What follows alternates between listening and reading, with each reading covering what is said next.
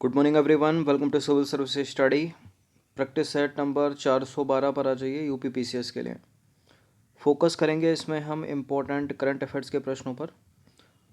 तो चलिए स्टार्ट करते हैं। टेस्ट सीरीज़ की जो प्लेलिस्ट है वो बना रखी है, ठीक है। वहाँ पर आप टेस्ट नंबर 1 से लेकर इस टेस्ट तक पहुँच सकते हो। डिस्क्रिप्शन बॉक्स में उसका लिंक दे रखा है। चलिए तो क्वेश्चन नंबर 1 का आंसर करिए। तो आज डेट हो गई है 24 अप्रैल 2021। निम्नलिखित में से कौन सा क्रिकेट खिलाड़ी आईपीएल में 6000 रन बनाने वाला पहला बल्लेबाज बन गया है? बताइए कौन। महेंद्र सिंह धोनी? नहीं, ठीक है। ये तो बतौर कप्तान 200 मैच खेलने वाले और कप्तानी करने वाले पहले खिलाड़ी बने, ठीक है।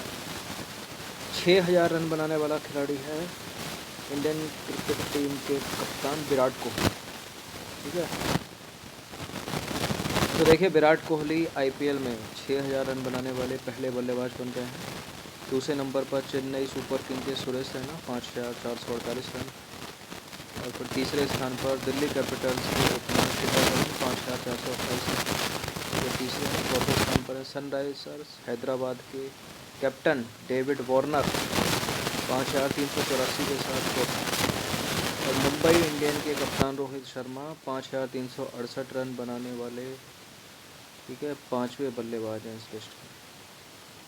पहला दूसरा तीसरा कौन है? पहले विराट कोहली, दूसरे सुरेश रैना और तीसरे हैं शिखर धवन। क्वेश्चन नंबर 2 पर आ जाइए। विश्व बैंक ने हाल ही में किस देश को कोविड-19 महामारी रिकवरी और नौकरियों के लिए $250 मिलियन के वित्त पोषण के लिए एक समझौते पर हस्ताक्षर किए हैं? बताइए कौन सा है वो भारत का पड़ोसी देश? बांग्लादेश।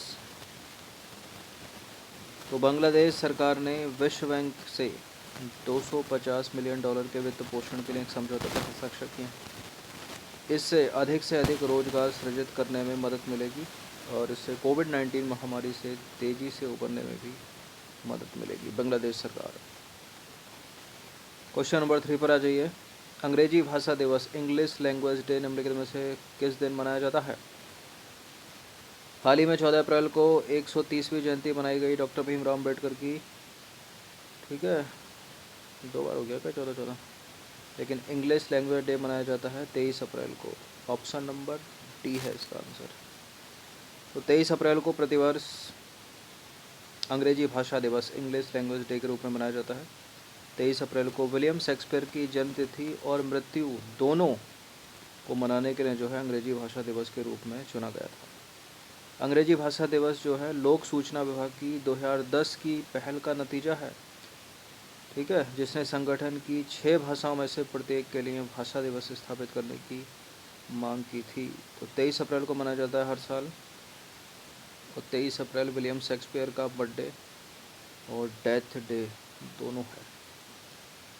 क्वेश्चन नंबर 4 पर आ जाइए। हाल ही में किस देश ने भारत एवं पाकिस्तान से आने वाली यात्री उड़ानों पर अगले 30 दिनों तक प्रतिबंध लगा दिया है?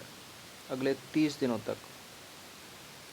कल न्यूज़ में था ये है कनाडा। Option number B. तो कोरोना वायरस के बढ़ते मामलों को देखते हुए कनाडा ने भारत और पाकिस्तान से आने वाली उड़ानों पर रोक लगा दी है, ठीक है। कनाडा प्रशासन ने 30 दिन तक भारत और पाकिस्तान से आने वाले यात्रियों पर प्रतिबंध लगाया है। और देखिए आपको बता दें कि पिछले साल जो है दिसंबर में कनाडा ने ब्रिटेन से आने वाली उड़ानों पर भी रोक लगा दी थी। क्वेश्चन नंबर 5 पर आ जाइए। चुनाव आयोग ने कोरोना वायरस के बढ़ते मामलों को देखते हुए किस राज्य में तत्काल प्रभाव से रोड शो और वाहन रैली पर रोक लगा दी है? कौन सा है वो राज्य? Paschim Bengal. Option number A. तो चुनाव आयोग ने कोरोना वायरस के बढ़ते मामलों को देखते हुए पश्चिम बंगाल में तत्काल प्रभाव से रोड शो और वाहन रैली पर जो है रोक लगा दी है। बैन लगाने के साथ साथ चुनाव आयोग ने यह भी कहा कि कई राजनीतिक दल के उम्मीदवार सार्वजनिक कार्यक्रमों में सुरक्षा मानदंडों का पालन नहीं कर रहे हैं।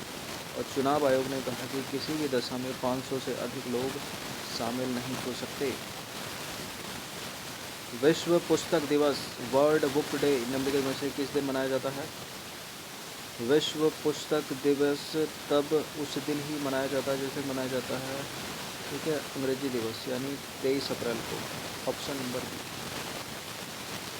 तो हर साल 23 अप्रैल को दुनिया भर में विश्व पुस्तक दिवस मनाया जाता है। इस दिन को विश्व पुस्तक और कॉपीराइट डे भी कहा जाता है।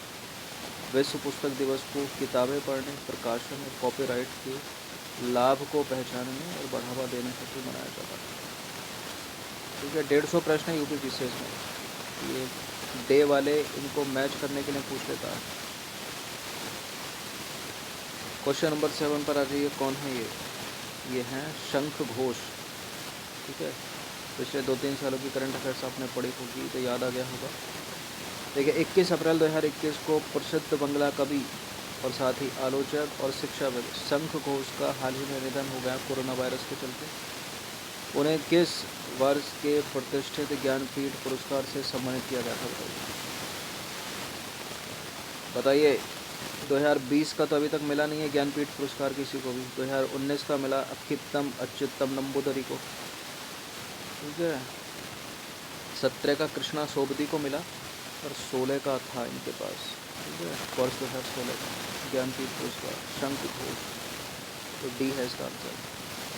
तो 21 अप्रैल 2021 को प्रसिद्ध बंगला कवि साथ ही आलोचक शिक्षाविद शंख घोष का निधन हो गया 89 वर्ष की अवस्था में। उन्हें वर्ष 2016 के प्रतिष्ठित ज्ञानपीठ पुरस्कार से सम्मानित किया गया था और साथ ही सेंट्रल गवर्नमेंट के द्वारा वर्ष 2021 में उनको पद्म भूषण से भी सम्मानित किया गया था। ठीक है, और वर्ष 1977 में उन्हें साहित्य अकादमी पुरस्कार भी मिला था उनकी रचना बाबरेर प्रार्थना के लिए। ठीक है,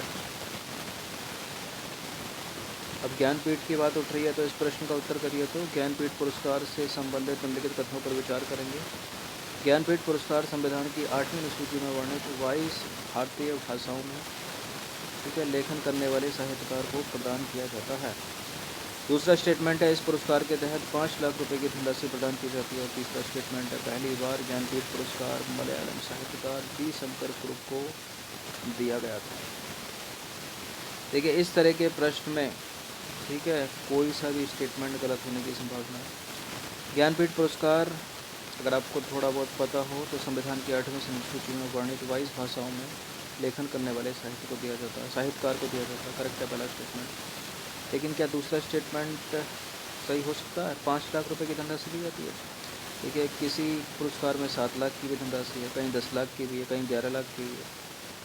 ठीक है, तो इनको पढ़ते पढ़ते याद रखना है। ठीक है, या रिलेट करके। तो 5 लाख रुपए की धनराशि नहीं है, गलत है। 11 लाख रुपए की धनराशि दी जाती है ज्ञानपीठ पुरस्कार में। और पहली बार ज्ञानपीठ पुरस्कार जी शंकर कुरुप आपको याद तो होगा थोड़ा बहुत। क्या मलयालम साहित्यकार थे वो? ठीक है, यहाँ गड़बड़ हो सकती है। क्या पता मराठी साहित्यकार हूँ, तेलुगु हूँ, ठीक है, कन्नड़ हूँ। लेकिन हम ऑप्शन देख लेंगे नीचे। कोई भी ऑप्शन ऐसा नहीं है जिसमें केवल एक हो। अगर केवल एक होता तो थोड़ा डिफ़िकल्ट हो जाता है। ठीक है, केवल एक तो है नहीं इसमें कोई। ठीक है, अधिकतर संभावना तीसरे की भी सही होने की हो रही है। ठीक है, बिल्कुल मलयालम साहित्यकार थे जी शंकर कुरुप। करेक्ट है तीसरा वाला स्टेटमेंट। पहला भी करेक्ट है लेकिन दूसरा वाला गलत है। धनराशि कम है, डबल कम से कम 11 लाख रुपए की दी जाती है इसमें। ठीक है, डबल से भी थोड़ी ज़्यादा। तीसरे वाले को हटा दीजिए, सॉरी दूसरे वाले को हटा दीजिए, ये हट जाएगा, ये हट जाएगा, केवल 1 और 3 सही हो जाएगा, यानी सी। तो देखिए, भारतीय ज्ञानपीठ द्वारा संविधान की 8वीं अनुसूची में वर्णित 22 भारतीय भाषाओं में लेखन करने वाले साहित्यकार को साहित्य के क्षेत्र में आजीवन योगदान देने हेतु ज्ञानपीठ पुरस्कार प्रदान किया जाता है। इस पुरस्कार के तहत 11 लाख रुपए की धनराशि, एक मिलता है प्रशस्ति पत्र और बाग देवी की कांसे की प्रतिमा प्रदान की जाती है। पहली बार ज्ञानपीठ पुरस्कार मलयालम साहित्यकार जी शंकर कुरुप को प्रदान किया गया था सन 1965 में।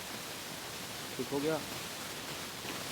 चलिए क्वेश्चन नंबर 9 पर आ जाइए। 18 अप्रैल 2021 को संपन्न सीनियर एशियाई कुश्ती चैंपियनशिप 2021 में भारत कुल कितने पदक प्राप्त कर पदक तालिका में तीसरे स्थान पर रहा?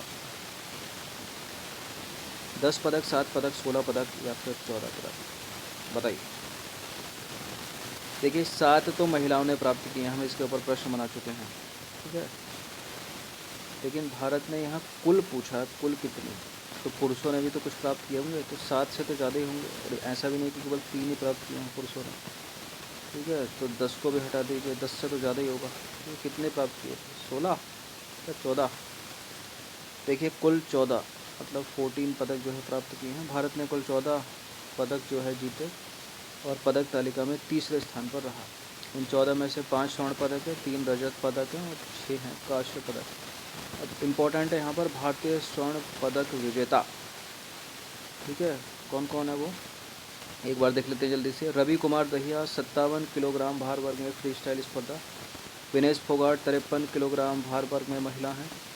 अंशु मलिक 57 किलोग्राम भार वर्ग में। सरिता मोर 59 किलोग्राम भार वर्ग में। दिव्या काकान 72 किलोग्राम भार वर्ग में। ठीक है, ये तो ऊपर स्वर्ण पदक वाले हो गए। और ये नीचे हैं भारतीय रजत पदक विजेता। बजरंग पुनिया 65 किलोग्राम भार वर्ग में। दीपक पुनिया 86 किलोग्राम भार वर्ग में। साक्षी मलिक 65 किलोग्राम भार वर्ग में। ठीक है, ये हो गए रजत पदक। और नीचे हैं ये कांस्य पदक विजेता। कौन कौन है? करण मोर, नरसिंह यादव, संजीव और सत्यवंत कादियान, सीमा विश्ला, पूजा सिहाग ने अपने अपने भार वर्ग में जो है फ्री स्टाइल स्पर्धा में कांस्य पदक जीते। ये प्रश्न इस तरह से पूछा जा सकता है कि यूपीपीसीएस में कि निम्नलिखित में से कौन से खिलाड़ी ने अभी एशियाई कुश्ती जो चैंपियनशिप हुई है उसमें स्वर्ण पदक नहीं जीता है। ठीक है, तो ऊपर से 2-3 नाम रख देगा, जैसे कि रवि कुमार दहिया रख दिया, एक विनेश फोगाट रख दिया और तीसरा रख दिया दिव्या काकरान और एक नाम रख दिया चौथा साक्षी मलिक। तो उसका आंसर क्या हो जाएगा? साक्षी मलिक। या इनमें से रख दिया किसी को, पूजा सिहाग हो गया। ठीक है, तो इन्होंने कांस्य पदक जीता। या इनका नाम ले लेकर पूछ लेगा कौन किस खिलाड़ी से संबंधित, जैसे पूजा सिहाग के सामने ठीक है बैडमिंटन रख दिया तो गलत हो गया।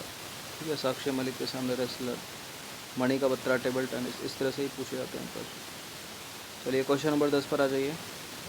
अप्रैल 2021 में कौन नाडा के महानिदेशक नियुक्त हुए हैं? बताइए।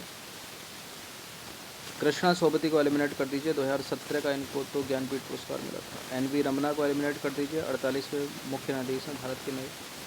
सिद्धार्थ सिंह लॉन्गजाम, ठीक है लॉन्गजाम, ए इसका आंसर है। तो अप्रैल 2021 में वरिष्ठ IAS अधिकारी सिद्धार्थ सिंह लॉन्गजाम नाडा का फुल फॉर्म क्या है? नेशनल एंटी डोपिंग एजेंसी के नए महानिदेशक के रूप में नियुक्त हुए हैं। वर्तमान में वह युवा कार्यक्रम और खेल मंत्रालय में संयुक्त सचिव के रूप में कार्यरत हैं। इस पद पर वो स्थान लेंगे नवीन अग्रवाल का। ठीक है, प्रश्न उठता है क्या है नाडा? नाडा क्या है? देखिए, नाडा देश में अपने सभी रूपों में डोपिंग नियंत्रण कार्यक्रम को बढ़ावा देने और निगरानी के लिए एक राष्ट्रीय संगठन है। ठीक है, इसकी स्थापना हुई थी सन 2005 में, तो वो 16 साल हो गए इसको। इसका मुख्यालय कहाँ पर है? नई दिल्ली में। ठीक है, तो प्रश्न कुछ भी पूछ सकता है कि नाडा की स्थापना कब हुई थी? 2005 में। SSC रेलवे में बहुत पूछता है। और इसका मुख्यालय कहाँ पर है? नई दिल्ली में। ठीक है, ये तो किसी में पूछा जा सकता है। और बाकी हाल ही में किसको बनाया गया है नाडा का नया महानिदेशक? सिद्धार्थ सिंह को, सिद्धार्थ सिंह लॉन्गजाम। चलिए, तो 10 प्रश्न थे करंट से रिलेटेड, इनकी प्रैक्टिस एक बार तो कर ही लेना। धन्यवाद।